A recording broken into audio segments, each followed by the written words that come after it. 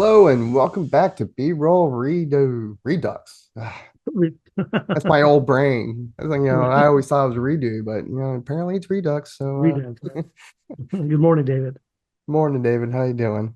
Pretty gets cold here in Houston, Texas. Oh yeah, Jeez Louise. this is Audrey said it was -7 in Marshall, Missouri at school. Now yeah. that's cold. That's cold. All right, I'm not dealing with that. I'm a Texan. Right, you Uh, get down to 30s. That's a little too far even there. it's just crazy weather. Crazy weather. Well, in this movie that we're talking about today, they didn't have to worry about cold weather. They had to No, worry they're about really, south of the border. yeah, really challenging weather because they shot most of the film in like a rainforest. So Right, right. They had a 100 storm too. degree heat, Right, going with waterfall rain and stuff like that. There was flooding that happened while they were shooting, right, and right. the crew actually helped out with like Help, the help, the help the flood relief. So right. very interesting movie today. Love them or hate them, like them or not. Mel Gibson, Apocalypto. Yeah. It's a This was the first time you actually seen Apocalypto, right? first time, and I have to admit to our viewers and listeners, I've maybe 75% watch it. I scrubbed a lot, a lot of scrubbing, but like we've talked, it's a visually stunning movie. I mean, the cinematography and the it was visually stimulating. It was really fun to watch. But the sheer brutality of I think that's what really turned me off is the brutality of the movie, but it was what it was. But it was a good. It was nice. The visual is visually stimulating. Yeah, with the cinematography and the Right. And the way you feel about this movie is kind of like the way I feel about Passion of Christ. right. It's like, yeah, I can never get through that movie completely. I did some scrubbing during that one. But like you said, nonetheless, visually stunning. The brutality and the visceral of it. It's very honest. Right, You very, very honest. And I would said it makes you not want to watch because you don't want to admit that that actually happened and could be still happening around the world. So it's like I'm going to close my eyes to this, but it was a good movie, and I do like Mel Gibson. Back from his, I've always liked his product. I wish he'd just keep his mouth shut, like our. Yeah. Well, yeah, he had some personal problems and he was going through a lot. He's admitted it, I think he was on Rogan not that long ago, and he was talking about the incident and said he wasn't in a good place. And now he's doing a lot better. And, he was going through a lot of stress. And then, man, the Hollywood doesn't really treat him all that well, even back then before this event. I mean, that event with his DUI and his statements about anti-Semitism and stuff like that, Right. that happened during the promotion of this film. Hmm. So it that didn't help this product, but before then, Passion of Christ, no one wanted to do that movie. He self-funded that movie. Right. Right. He made This millions. movie, no one wanted to touch it. He self-funded this movie again. Hmm. He spent $40 million and the film at the box office made 120. Right. So So he made his he's money getting back. something right. He's getting Yeah. something right. It's like, oh yeah, I mean, Passion of Christ made him a lot of money. I Right. mean, Right. um, but this movie, it should have been a lot better at the box office. This was like the last R-rated movie for some time that Disney actually distributed. And in the movie theaters, it came out at the same time with like Leonardo DiCaprio's I think Blood Diamond. There was uh The Holiday, which was a pretty big chick flick. I'll put that in quotations Hmm. if you can't see me. It's like Right. um that always do well. It's a I think it was also like a Christmas movie, so those usually do pretty well. In a movie with like Cameron Diaz, I think she was might have been in The Holiday or something like that. So there was movies that came out at the same time that had stars in there, but Apocalypto did win that first week, over Hmm. those. But Disney, doing its corporation thing, decided to start removing Apocalypto from some theaters. Because they don't have much of a dog in the race, right? This was a self-funded project from Mel Gibson. So who's getting Right. most of that money? would be Mel Gibson, not Right. not the distributor, right? So they always side on studio sides, the corporation sides. So they Yeah. wanted those other studio movies to do better than this self-funded movie, which would encourage other people, other To do this. filmmakers to like, hey, Right. let's just cut these studios out. Right. And I guarantee that was the reasoning behind them removing them from the theaters. And if they didn't do that, I mean, it probably could have done double, if not triple, the amount at the box office. Right. Right. Right. Could be. Yeah. Yeah. That's probably true. They want to, protect their themselves and their buddies, and don't let independence.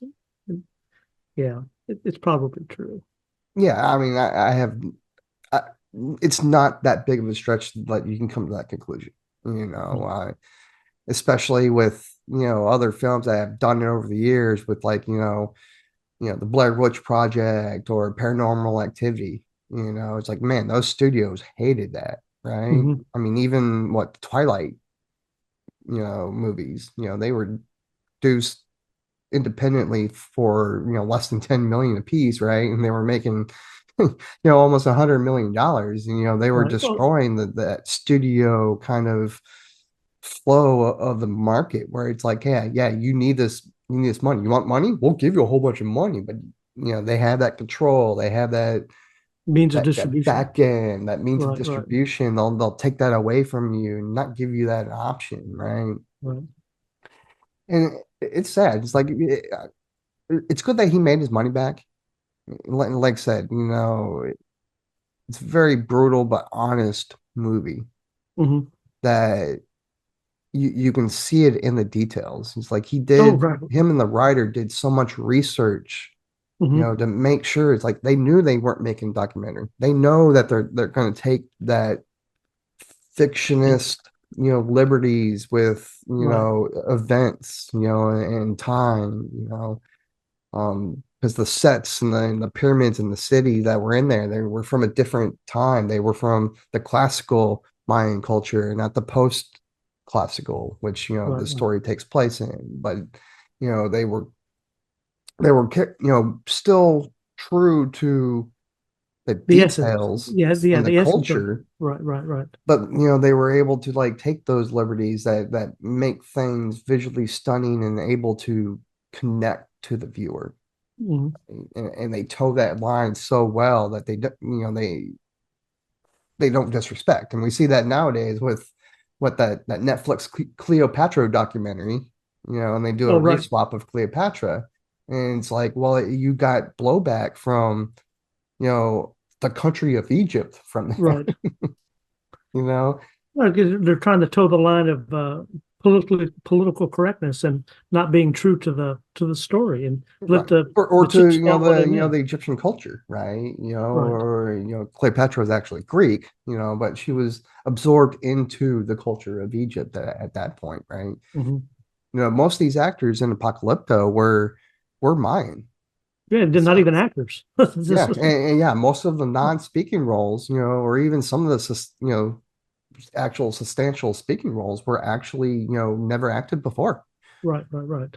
and that's crazy to me because the acting in there was great, and I was telling you this story earlier. It's like when I started the movie, it's like the subtitles weren't automatically on. So I was like, Right. okay, is this one of those creative decisions where it's like they want the viewer to slowly get into, the minds of the characters, where it's like you don't understand completely what's going on right away with the dialogue, but it's like, man, visually, it's like I knew exactly what was going on.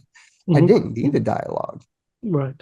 but when I finally turned on the dialogue, it's like, okay, yeah, I'll start reading it, following along. But, when things start picking up, it's like, man, the visuals are done so well. It's like, you Right. do It just not it moves the need story right those. along. Right. So, That's true. And we were talked about. I'd like to see a percentage of dialogue to film time because there's very little dialogue. I mean, you had to really read between the lines, so to speak, and it still moved the story forward. That's why when I was scrubbing, I didn't worry about where I was because I knew that I could, just by where they were, I could tell what had happened.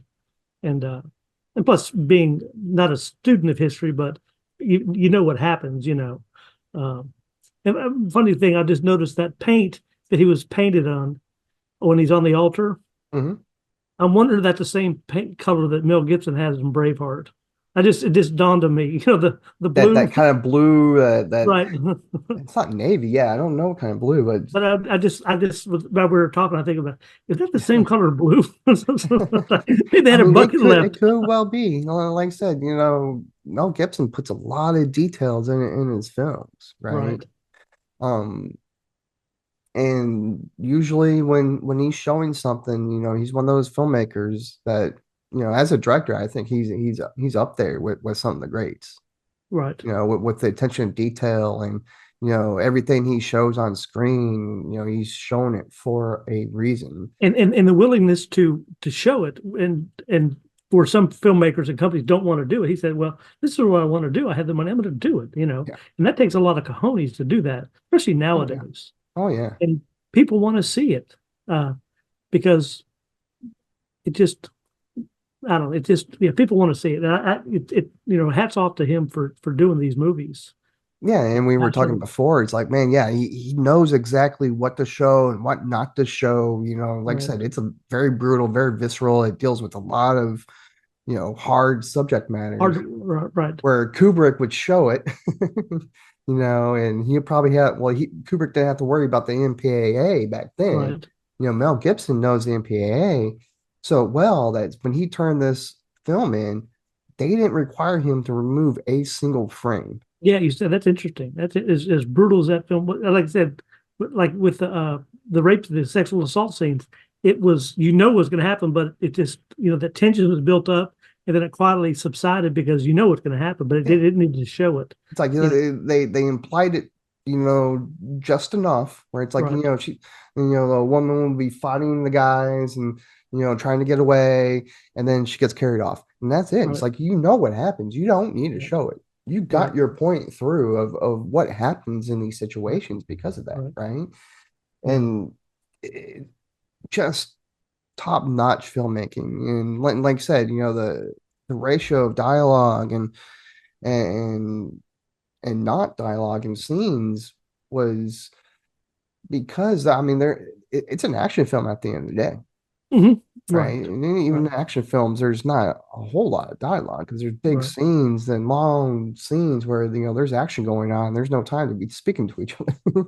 Hmm. you know, Mel Gibson wanted to make a chase film, that was felt like one of those, good car chases, like the French Connection or something like that, right? That, Hmm. really brutal and distinctly and thrilling and captivating and turn it up a notch, right? And he succeeded, that last 20, 15, 20 minutes of the film, it's just an epic chase film, and Right.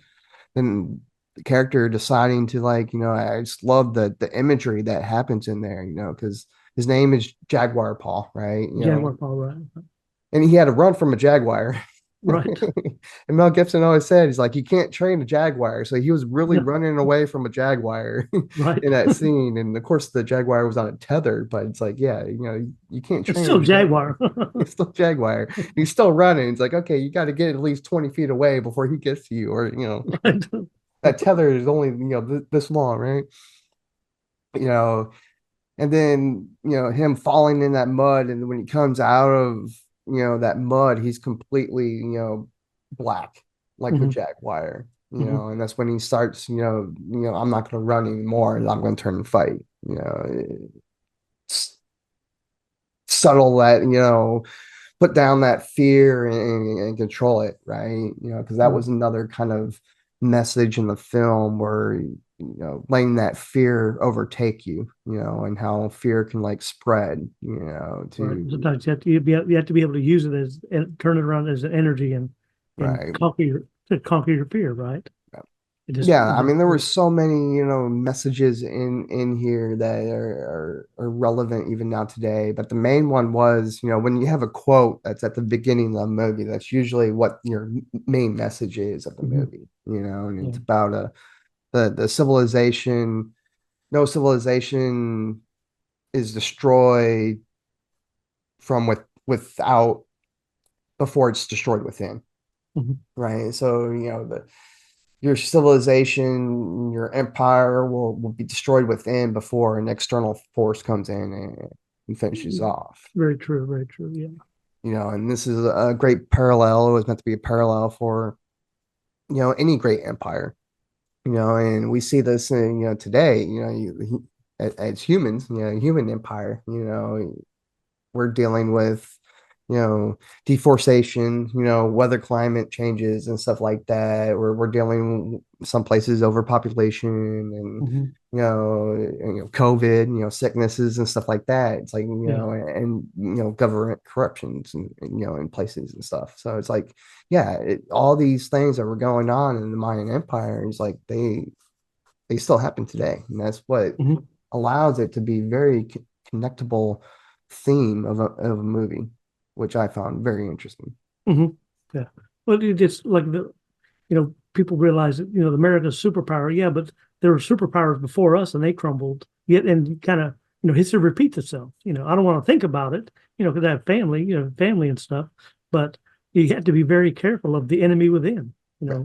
And that's not what the message, Jacob Paul's father was telling him. It's like that fear. It's like he was, he came back from that hunt at the very beginning where it's like, yeah, they saw the other tribe and they said their tribe, their village was, decimated and they're, right. moving. And it's like, he wanted to know so much more about it, more about it. It's like he was fearing, Hmm. that would happen to his village, and he wanted to tell people in his village about that, and his father was saying, it's like, don't mention anything because, that Hmm. fear is like a disease. It'll spread and it'll Right. fester. And, if you allow that fear to control you, it's going to start that, destruction of your society from within. Right. Right. But then, there, with that being said, if you don't have that innate fear inside you to be ready for these things, you're caught so off guard. So you don't want to let it overpower you, but you have to have, like I tell the kids, and look at the exit when you go into a building, look for your exits, know these things to be prepared. Don't let it hinder you from what you're doing, but know that something could happen and you got to be ready. Yeah, they were going to talk to the elders and figure out what to do about the situation, but like I said, they never got that chance. Right. And this is a story and you got to speed it up and get them to Right. that moment. So it's like, yeah, Right. if they Right. had a Right. chance to, like, talk this out, they're probably saying it's like, well, let's move here, Right. for safety, or start hiding and stuff like that a little bit more, and Right. then when we know it's safe, we'll come back, right? Yeah. But man, it's such a great movie. Like, it's one of those movies where it's like, yeah, there's not a lot of CGI. Oh no, but yeah, a lot of practical effects. And I was watching that when I was watching the fire. How come the fire's not spreading? Just the filmmaker side of me is like, how come that fire just staying right there? There's plenty of stuff to burn. Yeah, it was like I said, it was a to look at the pictures. I was impressed with the picture. Yeah, and this was like in 2006, and even back then, Mel Gibson was saying it's like, yeah, those action adventure movies are being ruined by, CGI, Hmm. that reliance on CGI, And the only time I thought I saw some CGI is probably during the waterfall scene when they were all Hmm. jumping off the waterfall, Hmm. because that's, you're not going to even pay a stunt guy to do Right. that. That's a little too dangerous, Right. you know. So it's like, yeah, you got to use some of that, right? Or nowadays, it's like, yeah, who's got access to a Jaguar, right? It's like, Right. it's like that Jaguar would definitely have been CGI, right? Right. Um, but shooting everything in southern Mexico, it's like, yeah, there's probably someone that's got a Jaguar, right? Hmm. They even had, like, I think, like, what, a leopard there in, like, the main Mayan city that they got taken, Hmm. and I just thought it was just so visually stunning, Hmm. and it shows all the plights. It shows all the, like, the troubles. Even like we start with just small tribes. The Hmm. village, and they get taken over by the main power. you Right. know, and they get taken to their main city, and you see their main city, it's like they're not doing that well. They're not doing it right. Right. You know, Well, they it's a got, microcosm of the each community. It's the bigger, the small, bigger, bigger, best. Yeah. And oh it's yeah, I mean, they had tons and tons of people there. The crowds were huge. right. You know, they were working on, limestone, making limestone and stuff. And, Right. of course, lime makes people sick, mining it. Hmm. Then the overpopulation, you have people, fighting for scraps of food. The one old sick guy had laughing sickness, which meant, he was actually eating, I think, brains that had like, peons Like in it, mad cow, some kind like of mad like, cow disease. bacteria or something like that, Yeah. So Yeah. it's like, these were desperate people, and that's why they were sacrificing these others, because they thought this, that would bring back their crops Right. and Appease the stuff, gods. Right. Yeah. So, they were desperate themselves, even though, they were very high in technology. They had a bazaar, they were dyeing clothes, they were dyeing fabrics, they were Hmm. selling, they had coins that meant, for currency. They Hmm. were, person gets knocked down and everyone's rushing to pick up the coins, right? Or I don't know if they were coins. I think they were little just stone chips, Hmm. but they had the idea of Right. a a local currency, Of a currency. Yeah. Fiat that this currency. piece Right. of paper or this stone is actually worth something Right. other than what it is, right? It wasn't like they were precious gems or material, they were actually representations of something else, Hmm.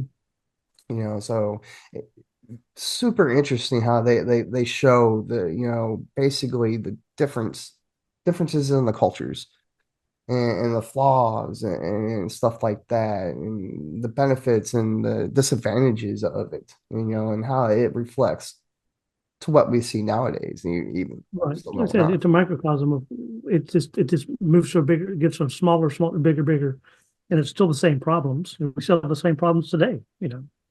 Worshiping things that are your false gods and stuff, your false idols.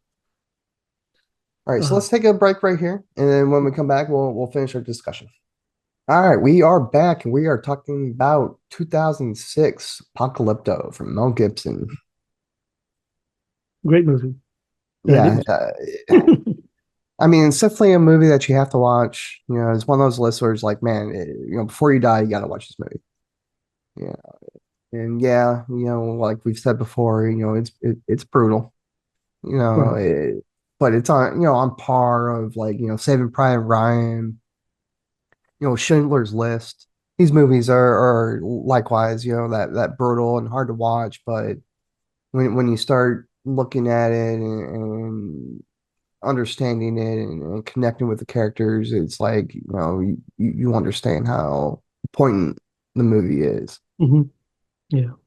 And I just love like the small details in there that, I've seen this movie maybe, twice before. I Okay. saw it, around the time it came out, and then of course I watched it in film school, and we discussed it. But seeing it now, and I really, really watching it for this, it's like, man, I know this little details where it's like, man, I wonder if, some of these details are, how accurate are they? They did so much research, they showed the, Jaguar Paul's, wife and child were in the well, Hmm. right, hiding from the raid, and they survived. And, the kid gets a cut on his leg, and for sutures, Yeah. they What took was that? ants, Is that what it let was? the Ant? ant bite the wound, snapped off the body from the head, and left the head there biting down on the wound. I'm like, Or to clamp it down, huh? it's like, man, that's pretty ingenious for what you have to, dealing with, Right. MacGyvering what you what you got Right. around you, Right. Right. it's like, would that actually work? Right. Is that real? It's like, I need to look that up, because it's like, man, if that's something people really did, it's like, that's pretty ingenious. Hmm. Who would think of that, right? Right. You know, but it's one of those things where it's like, yeah, I can believe that's possible. Hmm. That's, it's not too far fetched. This isn't like, science, or it's like, man, that seems like magic to me, or it's like, no, Hmm. that really seems, very grounded, very, you know, possible, Hmm. and that's what this whole movie, felt, where it's like, yeah, nothing felt too fictitious, too fantasy, where it's like Right. everything in here was so well grounded. It's like you can believe that this was how life could Yeah. have been back then, right? Right. And for the research, I mean, like I said, they did the research and they didn't just stay with, you know, Spanish missionary, records. Hmm. And they used a lot of, what they call the Mayan Bible. I'm not going to try to pronounce it, but use, that as research too and draw from. It's like they really stayed true as much to the culture as they possibly can. We don't have all the answers, even nowadays, Right. but just to stay on the one side of what happens with the Spanish missionaries, bro, that would have been just one-sided. And you know the problem with a lot of history is if you only get it from the victor, Right. Yeah. Yeah. Yeah. it's what they want the history to be, right? Exactly. Exactly. So, yeah, got to revisit it and look for an opposing point of view. Yeah. Yeah, Or because at least, at the very end of the movie, they see the ships and the Spanish coming to shore, and they pretty much know, it's or over. we Right. know, it's like that's pretty much the end, right? Mm. Um, and of course, with the quote from at the beginning, this is that external force that comes in, Right. and the Spanish did, arrive, and they went all the way up to Texas Hmm. until basically the Comanche basically stopped them from Right. going any further. So yeah, I mean, they pretty much came in and wiped out most of the Mayan cultures. Of course, diseases, are usually the most overwhelming thing that happened. Hmm. Right. Right. Right. Different ecosystem come in. Europe had so many diseases that never reached America before. Hmm. As soon as they arrive, and even though you might try really hard to make sure it's like, oh, no one be sick. Someone might have a sniffle. It's like, it's just my allergies. It's like, no, they Right. have some kind of cold. And man, just a Just simple wipes them out. cold could Right. could Just wipes wipe them out out. several hundreds of people, for Right. the first time until, you know, the buildup, in your immune system can like overcome that, right? So, man, it's just so interesting, and as humans, we know it's like, yeah, they didn't have to go too far. They didn't have to show too much of the Spanish. It's like as soon as you saw the ships and the white Right. man, come ashore, it's like, yeah, it. That's it. That's the nail in the coffin right there, right? Right. We know enough about history for here, what we do in history is like, yep, that's it. Right. That's the end. But but is it the end for our adventure? It's like, no. I like how his wife is like, should we go to them? He's like, nah, let's just go to the forest, and Hmm. find a new beginning, Right. and we kind of leave that to our imagination of what happened to Jaguar Paul and his Right. family. They went deeper into the forest, went south, who knows, right? But it always seemed to me it's like you left that open where it's like it's a positive thing, right? Hmm. Like, the hero went on his journey, he saved his family. Right. He did He what he he needed to do. sees the Right. end coming, but it's like I'm not gonna let that fear destroy our family. We're Right. gonna go here, we're gonna start a new beginning. Hmm. That's it, Yeah. right? Yeah. Such a great movie. You gotta watch it. Yeah. I need to watch it on the TV instead of my darn phone. It just it allows you to fall asleep easier. I need to watch it on the TV. Put on the big TV. I'll give. And We can do a recap.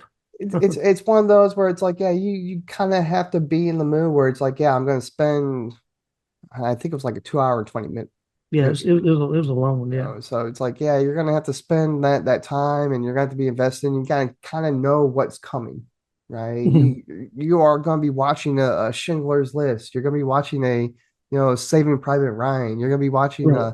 a Passion of the Christ type of movie where it's like, this isn't gonna be a popcorn fun joyride. This is Right. gonna be, sit down and probably learn something. Yeah. Buckle up and yeah, pay attention. Yeah. Pay attention, watch what the camera is doing. The camera movements were so great, and meaningful in this movie. The cinematography was fantastic. Yeah, it was, and also the sound. It nice. It had a good soundtrack.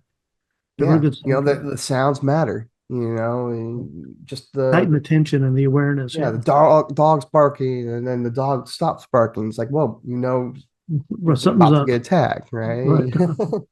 Right. Hearing, certain things in the forest, footsteps coming, or just various things where it's like, yeah, everything that's on that screen means something and it's driving Hmm. that story forward.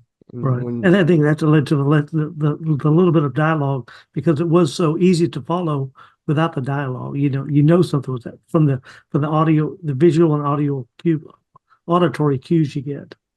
Yeah. and like you mentioned before, most of the people, that were actors in this never acted before. Hmm. So you're not going to be writing the monologues. Right.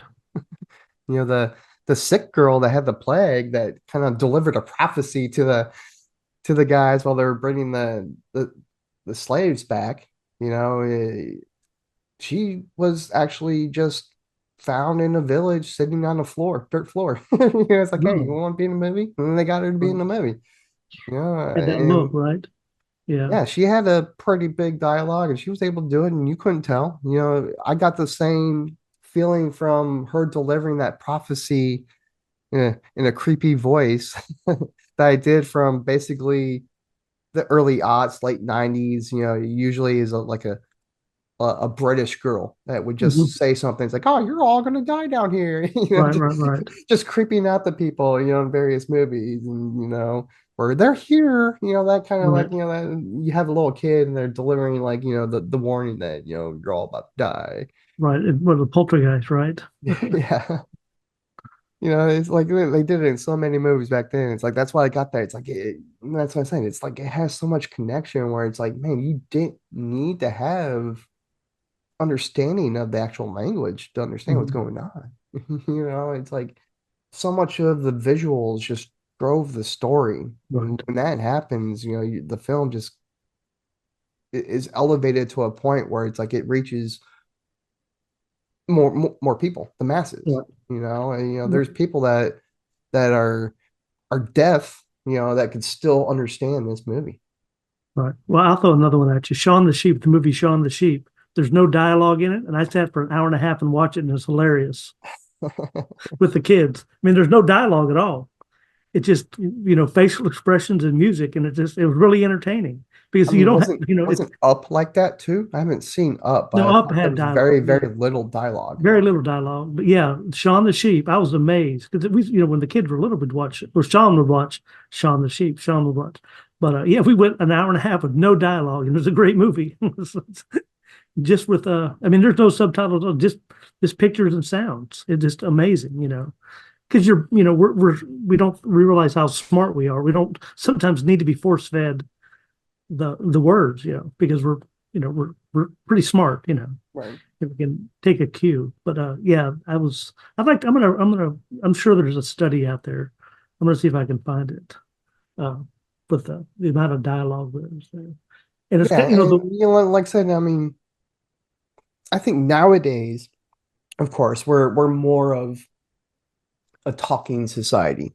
right. I believe the further and further and further you go back, the majority of people aren't as verbal, Hmm. right? And I heard Socrates was just nonstop talk, and that's probably why a lot of people didn't like him.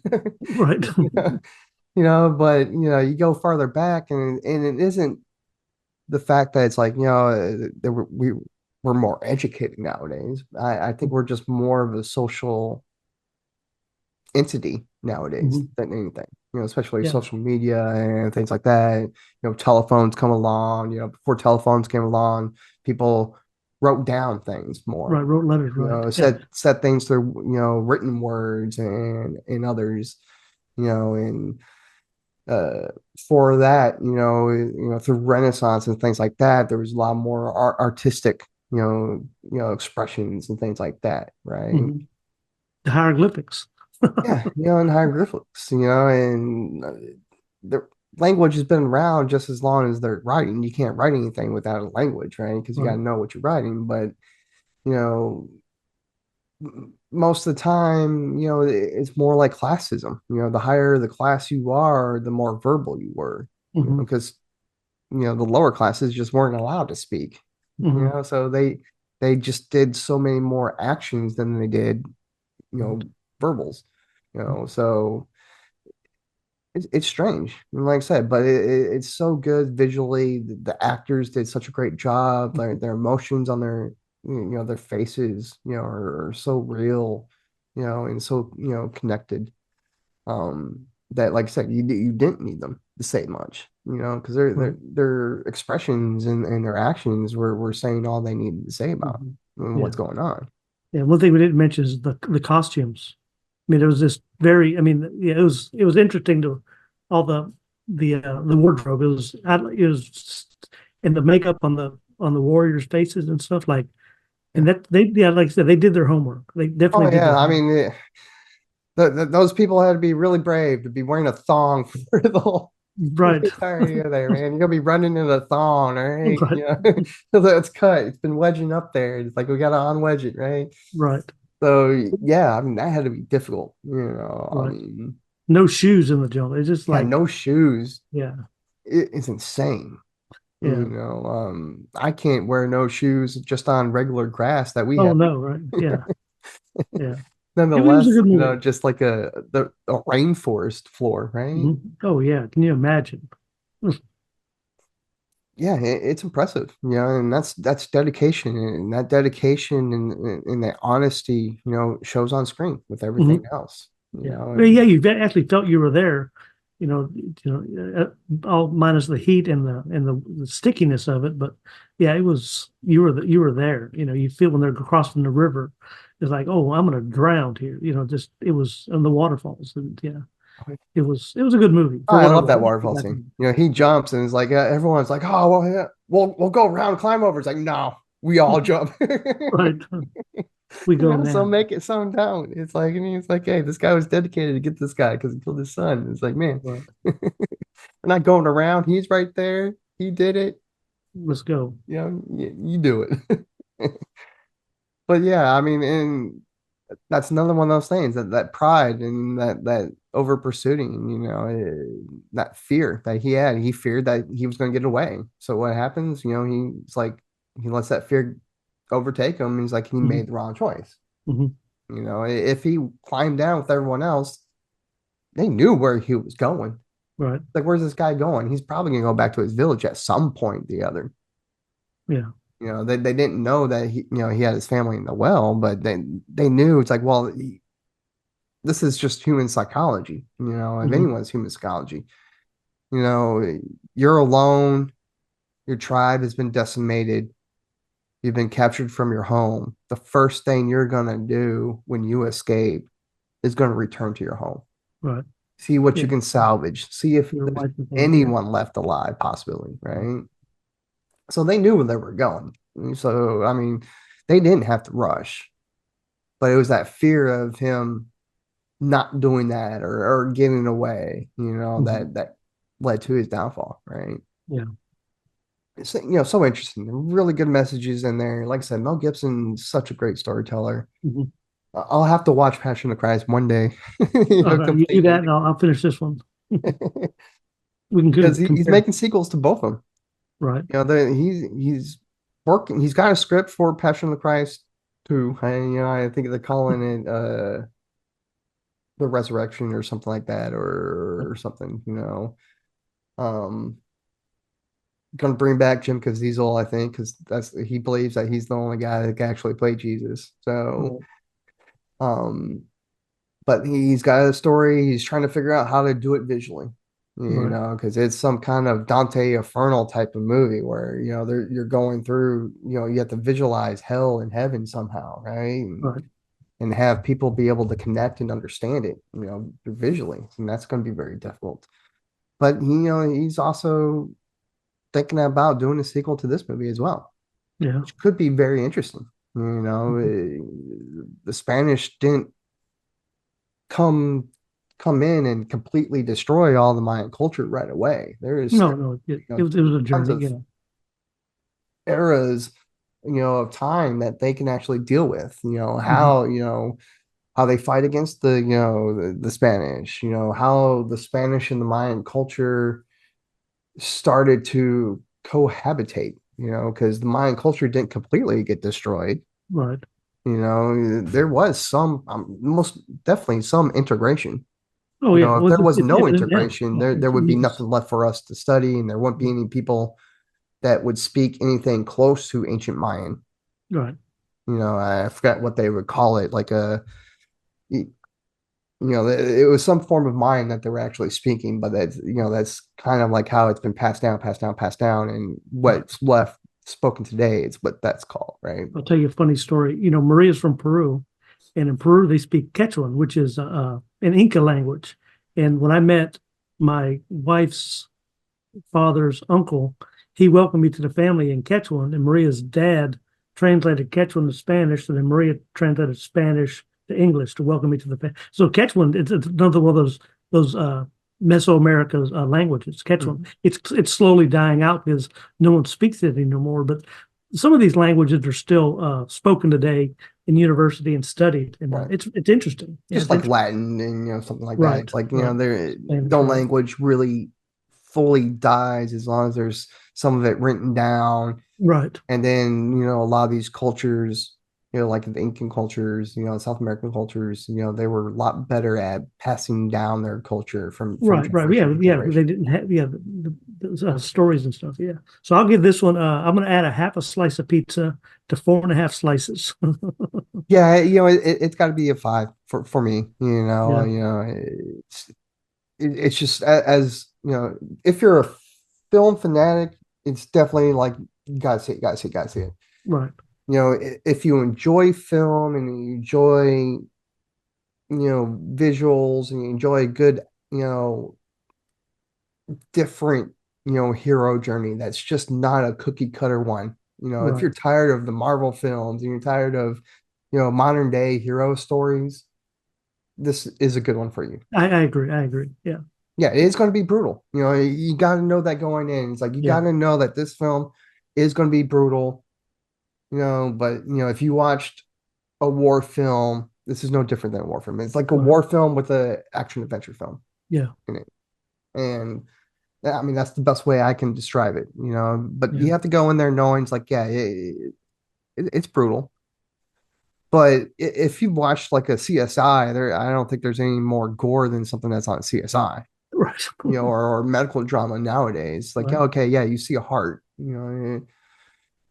Even Indiana Jones, the guy rips the heart out. It's like Yeah, I don't even think you see too much of that. right, You've seen gore intensified in other films. This never goes as far as any other film gore wise, and it never surpasses anything else that you ever seen. So it's like right.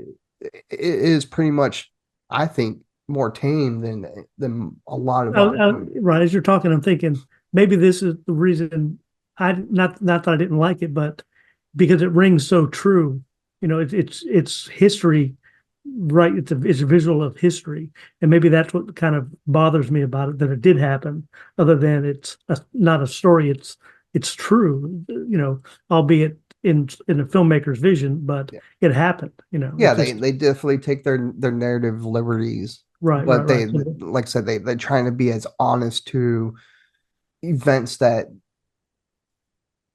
probably happened, right? Right, right. And I think that may You be can't deny off-putting to anything that you somebody. Yeah, see in the film that, like, oh yeah, that never happened. Oh, that never right, happened. They just right, made that up. It's like you right. can't really deny any of that.